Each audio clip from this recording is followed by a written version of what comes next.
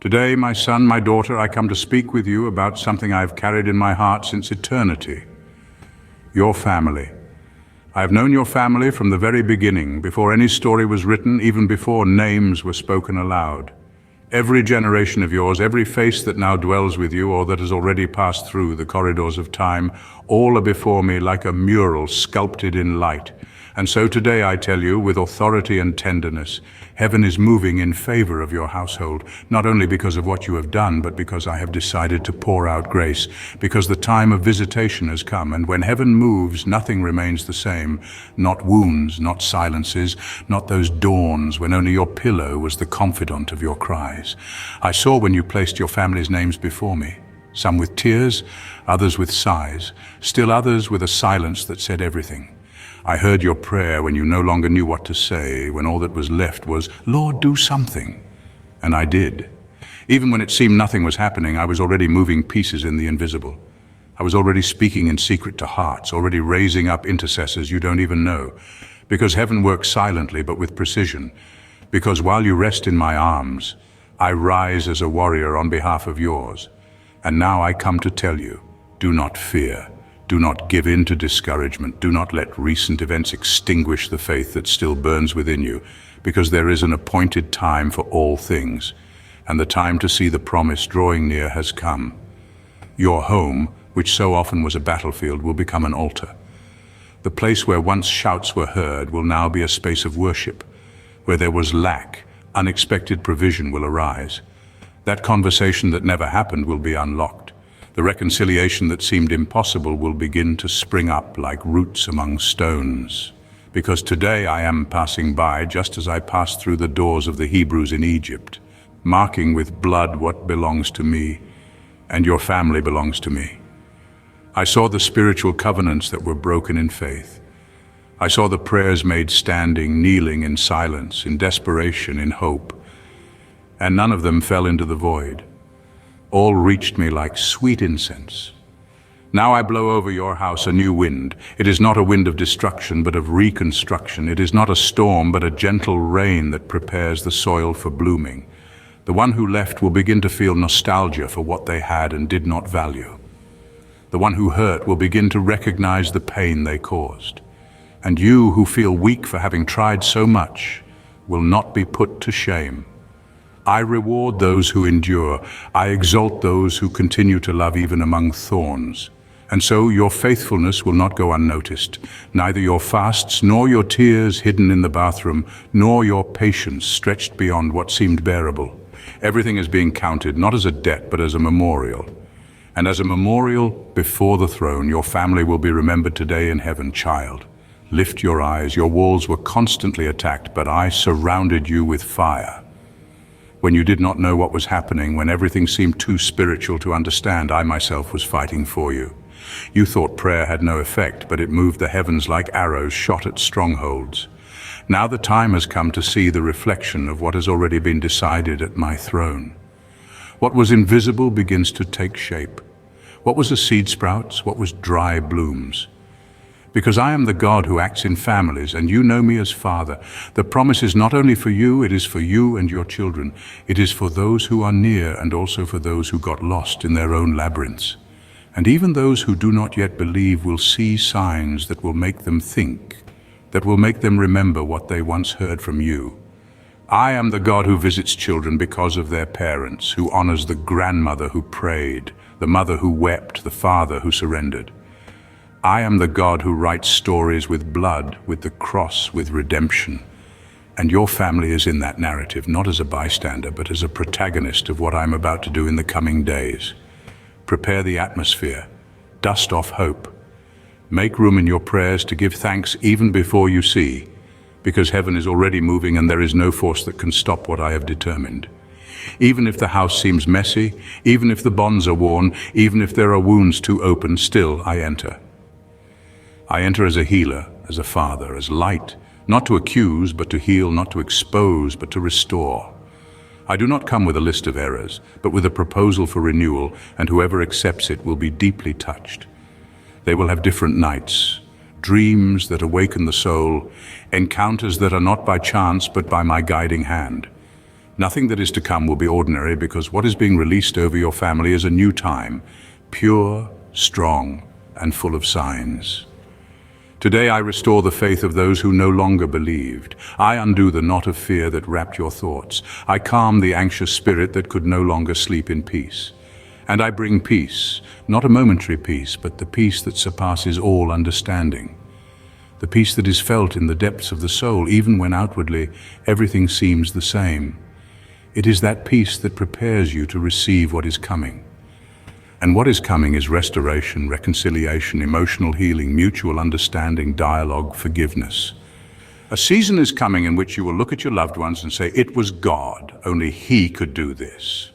And when you say that, I will be smiling, because what I desire most is to be recognized as Father, not as a threat, but as a refuge, not as a demand, but as help. And your house will recognize me. The children will pray, the husband will yield, the wife will flourish, the brother will return, the silence will be broken, the presence that seemed absent will become constant. For I am not a distant God, I dwell with you. I dwell there among the furniture that has already heard so many hard conversations.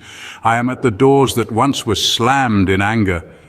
I am in the rooms where tears were shed in secret. And now I come to transform all of that. What was pain will become testimony. What was nostalgia will become reunion.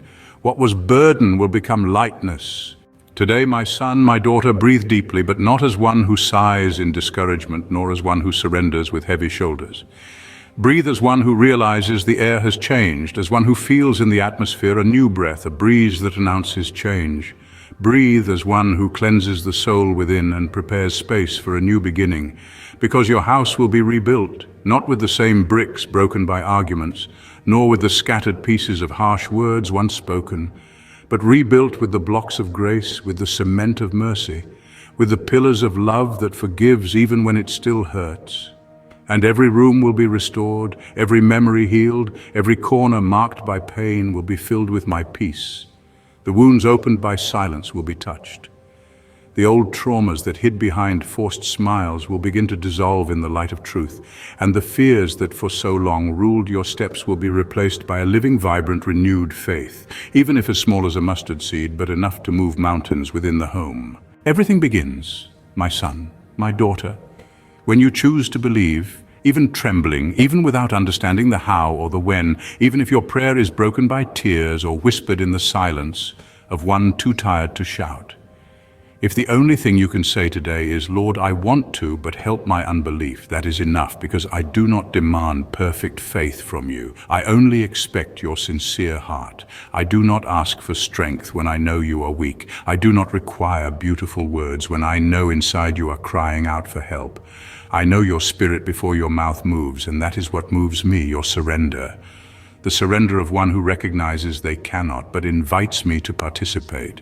Because when you give me your loved ones, with all their faults, all their conflicts, all the baggage this story carries, I myself take them in my arms and begin the work. And what I begin, no one can stop. Because I do not abandon cracked walls, I restore them. I do not reject wounded hearts. I visit them with tenderness.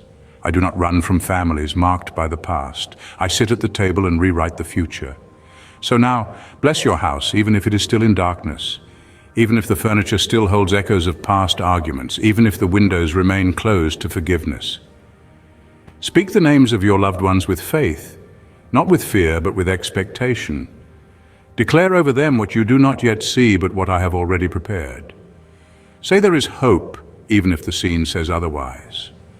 Say that the cycle of pain ends today, that the cycle of silence, of distance, of coldness, of distrust ends today, that confusion loses its power, that love will be restored with more depth, more patience, more truth, that peace will once again walk through the halls, sit at the table, sleep in the rooms, that hugs will be long again, glances will be sincere again, and prayers will be made hand in hand again. And as you speak, even with a broken voice, even alone in the early morning, I am listening.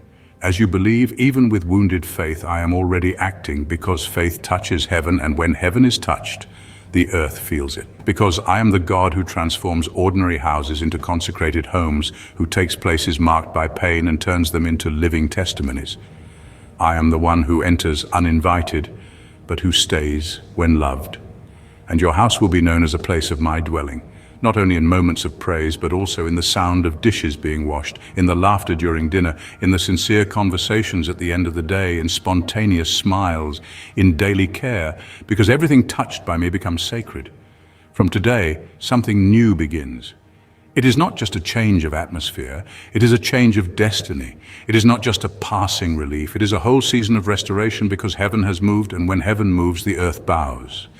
When heaven speaks, hardened hearts soften. When heaven decides, hell retreats, and heaven has decided to act in favor of your family because you prayed, because you cried out, because even tired, you did not stop believing. And nothing, absolutely nothing, will be as before, because today your house enters the path of the supernatural. Today your family becomes fertile ground for the promise. Today the story changes, and what you will live will be so deep, so beautiful, so redemptive, that you will look back and understand it was worth waiting, it was worth praying, it was worth persevering, because heaven moved, and your house will never be the same. Let your heart settle into this moment, for I am not rushing you. I am inviting you to linger with me in the quiet corners of your home, to notice what you have overlooked in your daily hurry. There are small, sacred spaces in your routine, moments at the breakfast table, the hush before sleep, the laughter that erupts unexpectedly, that I long to inhabit with you. In these ordinary places, I am weaving extraordinary grace. Do not underestimate the power of your daily choices, the words you choose to speak, the patience you extend when tempers flare, the forgiveness you offer even when it feels undeserved. These are the seeds of transformation. Every act of kindness within your household is a stone laid in the foundation of a new legacy. I see it all, even when no one else does. I am calling you to become an architect of atmosphere. Notice how your presence, your tone, your willingness to listen can shift the spirit of a room. When you choose gentleness over harshness, when you pause to listen instead of rushing to respond, you create space for my peace to settle like dew. Your home becomes a sanctuary not because of its walls, but because of the spirit you cultivate within them. There are wounds in your family that have lingered for years, some so old they have become invisible, woven into the fabric of your interactions. I am shining light on these hidden places, not to shame, but to heal. Allow yourself to see what you have avoided. Let tears come if they must.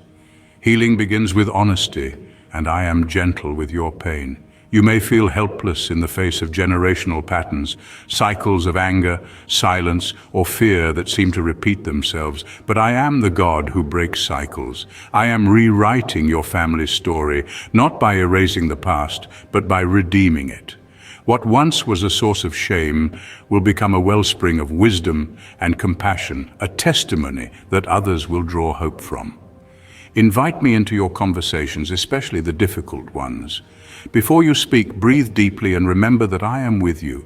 I will give you words that build up, not tear down. I will help you to listen, not just to words, but to the heart beneath them. In every exchange, I am offering you a chance to rewrite the script of your family's story. There are dreams in your family that have been buried, hopes set aside because of disappointment or fear of failure. I am breathing life into those dreams once more. Encourage one another to dream again. Support each other's passions, even if they seem small or impractical. I delight in seeing my children flourish in their unique callings. Let your table become a place of gathering and grace. Share meals, stories, and laughter.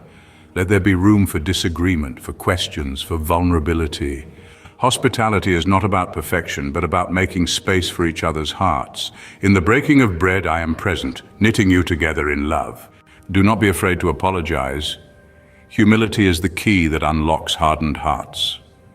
When you admit your mistakes, you model strength, not weakness.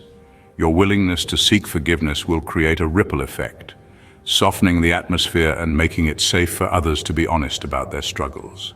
There are members of your family who feel unseen, overlooked in the busyness of life. I am drawing your attention to them now. Seek them out. Ask questions that go beyond the surface. Listen without distraction. Your intentional presence can heal wounds that words alone cannot reach. I am teaching you to honor the uniqueness of each family member. Celebrate the differences, the quirks, the preferences, the ways of seeing the world that are not your own. Let your home be a place where emotions are welcomed, not feared. Create space for anger, sadness, joy, and confusion to be expressed without judgment. Emotional honesty is the soil in which trust grows.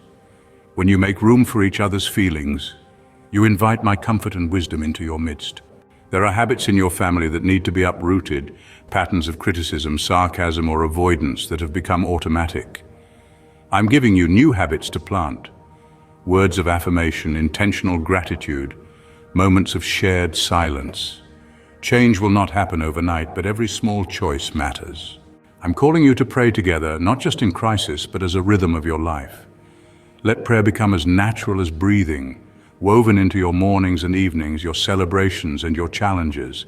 Invite the youngest and the oldest to participate. There is power in united prayer, and I delight in the sound of your voices joined together.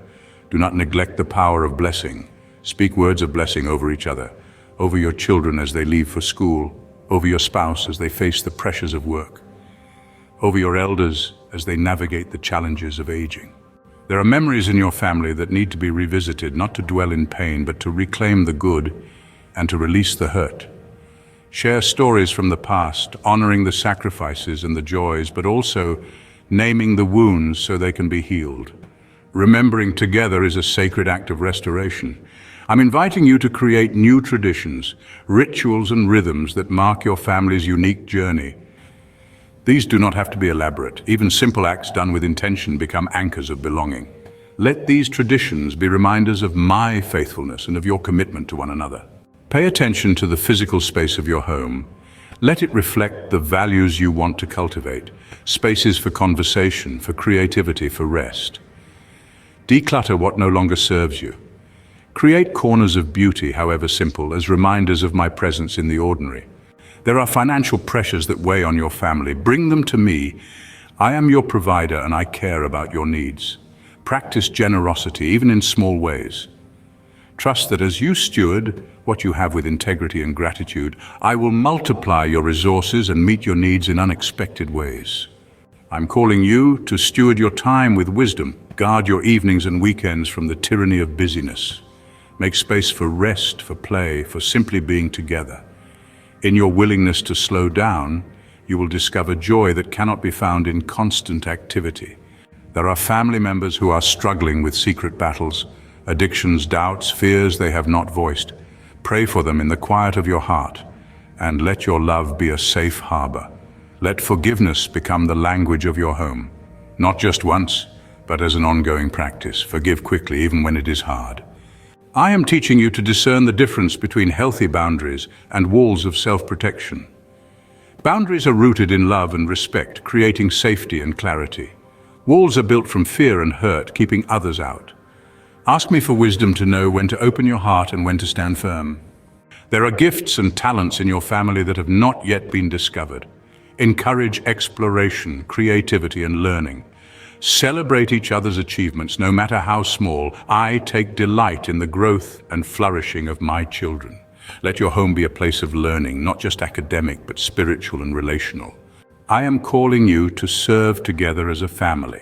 Look for opportunities to bless others, neighbors, friends, those in need. Serving together will knit your hearts and give your family a sense of purpose beyond your own walls.